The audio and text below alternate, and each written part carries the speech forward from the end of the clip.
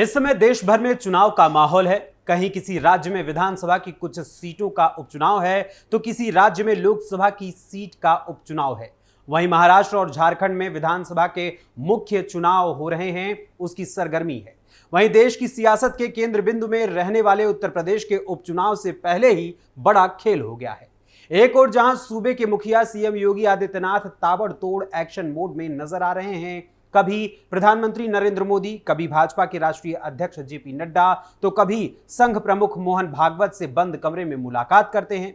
वहीं यूपी के मुख्यमंत्री योगी आदित्यनाथ, जिन्हें भाजपा ने इस बार के यूपी विधानसभा की 9 सीटों पर होने वाले उपचुनाव के लिए फ्री हैंड छोड़ रखा है, उन्होंने रविवार के दिन दिल्ली में फुल एक्शन मोड में अपने आप को प्रस्तुत करते हुए प्रधानमंत्री नरेंद्र मोदी और भाजपा के राष्ट्रीय अध्यक्ष जेपी नड्डा से बंद कमरे में मुलाकात कर कुछ ऐसी बातें की कि अगले ही दिन यानी सोमवार, आज के दिन यूपी उपचुनाव की तस्वीर ही बदल गई।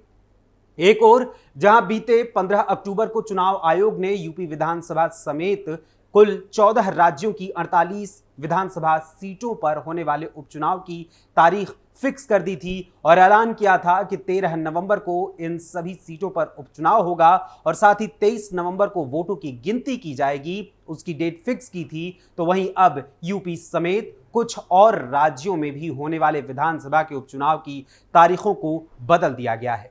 यूपी के मुख्यमंत्री योगी आदित्यनाथ का रविवार को प्रधानमंत्री नरेंद्र मोदी और भाजपा के राष्ट्रीय अध्यक्ष जेपी नड्डा से मिलने और फिर अगले ही दिन यानी सोमवार को चुनाव आयोग की ओर से उपचुनाव की तारीखों में फेरबदल करने के पीछे की आखिर क्या है असली और पूरी कहानी, और साथ ही उस बंद कमरे में मोदी योगी और नड्डा योगी की ऐसी क्या बात हुई कि जिसको लेकर सूबे का सियासी तापमान काफी हाई हो गया है। आखिर किन वजहों के चलते अब यूपी विधानसभा की 9 सीटों पर होने वाला उपचुनाव 13 नवंबर को नहीं होगा बल्कि किसी और तारीख को होगा, और इसको लेकर क्या कुछ यूपी में होने वाला है, इस बात की आज चर्चा होगी विस्तार से थर्ड आई के आज के इस अंक में।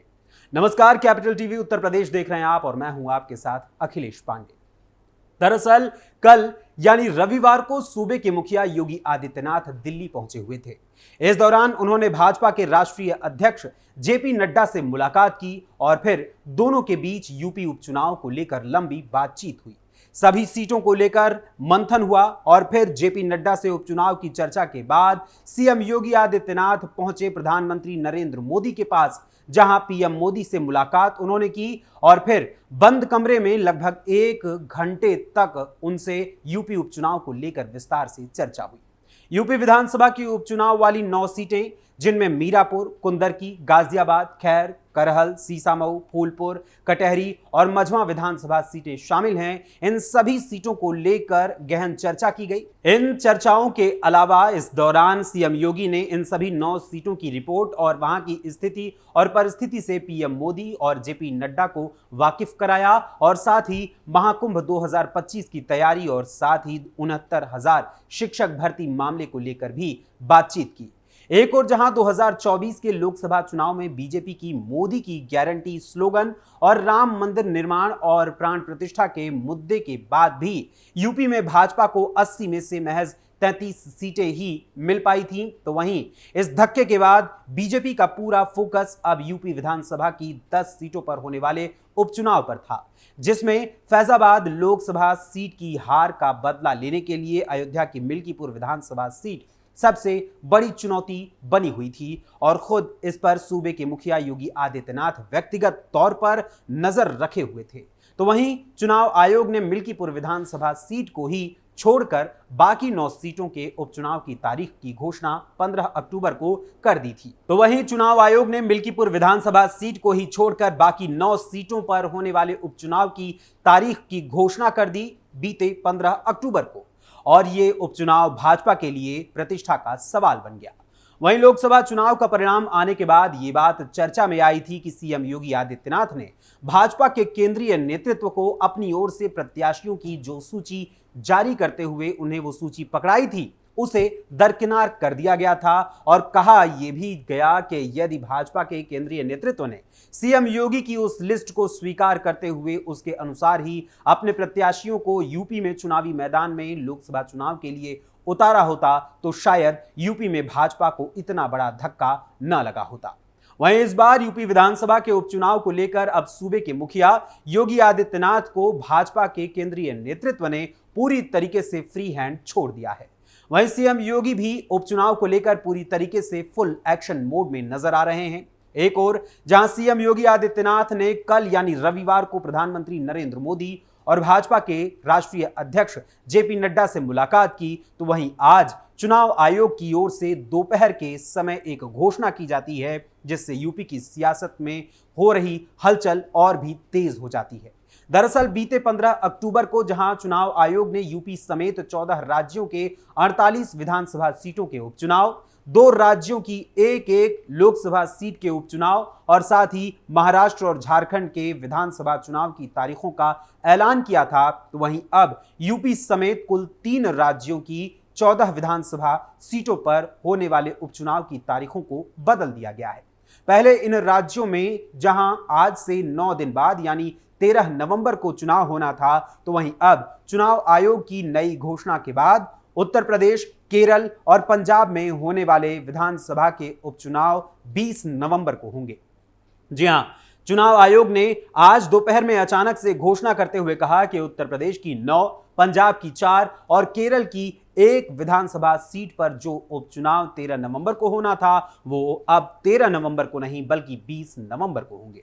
हां, लेकिन चुनाव के बाद वोटों की गिनती 23 नवंबर को ही की जाएगी, यानी कि जो गिनती की जाने की निर्धारित तिथि थी वो 23 नवंबर ही वैसे ही बनी रहेगी। यानी अब उपचुनाव के मैदान में उतरे हुए सभी प्रत्याशियों को प्रचार करने के लिए 1 हफ्ते का समय और मिल गया है।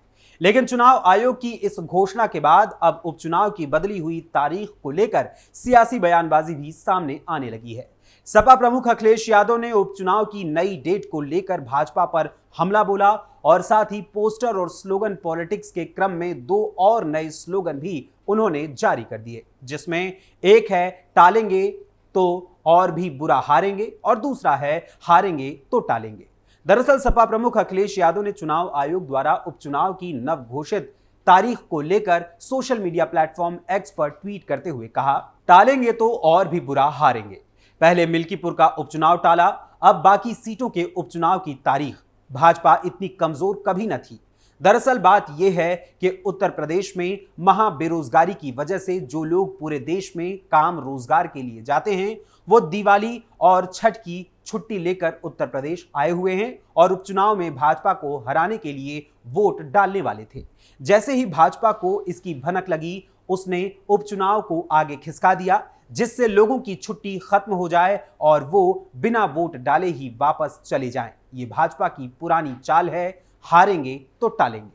वैसे लाजमी है कि उपचुनाव की बदली हुई तारीख को लेकर चुनावी या राजनीतिक बयानबाजी की जाए, लेकिन माफ कीजिएगा अखिलेश यादव जी, लेकिन मुझे व्यक्तिगत तौर पर एक बात समझ में बिल्कुल नहीं आई कि आखिर दीपावली खत्म होने के बाद छठ का पर्व भी 8 नवंबर को समाप्त हो रहा है, तो ये सपा प्रमुख अखिलेश यादव, आप जो ये बात कह रहे हैं कि प्रदेश से बाहर जाने और नौकरी करने वालों को छुट्टी दी गई है छठ तक की, उनकी छुट्टी आखिर कितने दिनों की है कि वो 13 नवंबर तक रुकने वाले थे?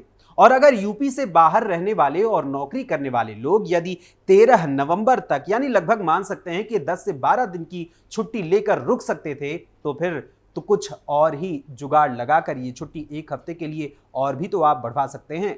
अगर आपके हाथ में है तो आप जरूर बढ़वा सकते हैं श्रीमान अखिलेश यादव जी। खैर, इस बारे में मैं क्या कहूं, अब जनता जनार्दन ही इस बारे में अपनी राय दे तो ज्यादा बेहतर है। वैसे एक और जहां सपा प्रमुख अखिलेश यादव ने उपचुनाव की नई तारीख को लेकर भाजपा पर हमला बोला है, तो वहीं दूसरी ओर उनकी सहयोगी कांग्रेस ने भी भाजपा पर तीखा प्रहार किया है। दरअसल चुनाव आयोग की इस बदली हुई तारीख को लेकर ये वजह दी गई है कि 13 नवंबर को बड़े पैमाने पर सामाजिक, सांस्कृतिक और धार्मिक आयोजन या अनुष्ठान आदि होने के नाते 13 नवंबर की बजाय अब उपचुनाव 20 नवंबर को होगा। वहीं मीडिया रिपोर्ट्स के अनुसार कांग्रेस नेता इमरान प्रतापगढ़ी ने उत्तर प्रदेश के उपचुनाव की तिथि के पुनर्निर्धारण पर इसी वजह को लेकर कटाक्ष करते हुए कहा, क्या जब तारीख तय कर रहे थे तब अवकाश का पता नहीं था? त्योहार पहले से तय होते हैं। उपचुनाव में भाजपा बुरी तरह हारने वाली है, इसलिए वो चिंतित है और चुनाव आयोग भाजपा का पूरा समर्थन कर रहा है। उनके हिसाब से तारीख तय कर रहा है। यह चुनाव आयोग की निष्पक्षता पर सवालिया निशान है। जो सरकार एक राष्ट्र एक चुनाव का शोर मचाती है, क्या वो ऐसे चुनाव कराएगी? उपचुनाव तो एक साथ करा नहीं पा रहे और एक राष्ट्र एक चुनाव की बात कर रहे हैं। वहीं इसी क्रम में कांग्रेस प्रवक्ता अंशु अवस्थी ने भी भाजपा पर हमला बोलते हुए कहा कि हार के डर से भयभीत भारतीय जनता पार्टी चुनाव की तिथियां बदलवा रही है। चाहे जितनी कोशिश कर ले, उत्तर प्रदेश के विधानसभा उपचुनाव में इंडिया गठबंधन जीतेगा, भाजपा की हार होगी और सबसे बुरी हार मिल्कीपुर अयोध्या में होगी। वैसे आपको बता दूं कि अभी मिल्कीपुर विधानसभा सीट के उपचुनाव की घोषणा चुनाव आयोग के द्वारा नहीं की गई है। यानी चुनाव आयोग ने मिल्कीपुर विधानसभा सीट को छोड़कर बाकी 9 सीटों पर ही उपचुनाव की तारीखों की घोषणा की थी।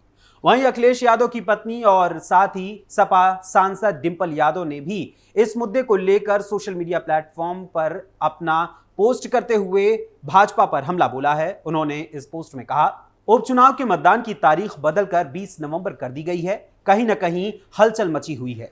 हम जो अच्छा काम कर रहे हैं और महाराष्ट्र में भी कुछ सीटों पर हम चुनाव लड़ रहे हैं, उसे देखते हुए कहीं ना कहीं कुछ तालमेल बैठाकर तारीख बदली गई है। अब फिलहाल सीएम योगी के रविवार को दिल्ली जाने, पीएम मोदी और बीजेपी अध्यक्ष जेपी नड्डा से मुलाकात करने के बाद आज चुनाव आयोग की ओर से यूपी, पंजाब और केरल के उपचुनाव की बदली गई तारीख को लेकर और सपा प्रमुख अखिलेश यादव और सपा सांसद डिंपल यादव समेत कांग्रेस के बयान को लेकर आप सभी क्या सोचते हैं? क्या आपको भी लगता है कि इस उपचुनाव में कोई बड़ा खेल होने वाला है? इस बारे में अपने कमेंट्स के जरिए अपनी राय हम तक जरूर पहुंचाइएगा। फिलहाल थर्ड आई के आज के इस अंक में बस इतना ही।